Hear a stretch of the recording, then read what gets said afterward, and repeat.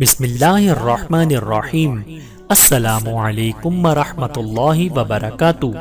وصیت نمبر 42، خرچ کرنے کے طریقے۔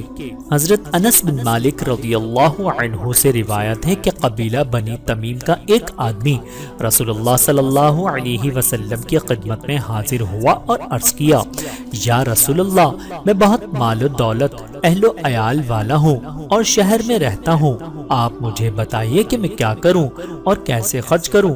رسول اللہ صلی اللہ علیہ وسلم نے فرمایا، اپنے مال کی زکوٰۃ ادا کر، بے شک وہ پاکیزگی کا سبب ہے، تمہیں بھی پاک کر دے گی۔ اپنے قریبیوں سے حوصلہ رحمی کرو اور مسکین، پڑوسی اور سائل کا حق پہچان، یعنی ان کا حق ادا کر۔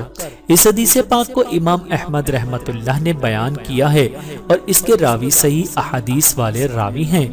اللہ تعالیٰ سے دعا ہے کہ اللہ تعالیٰ ہم سب کو سمجھنے کی اور عمل کرنے کی توفیق عطا فرمائے۔ آمین ثم آمین۔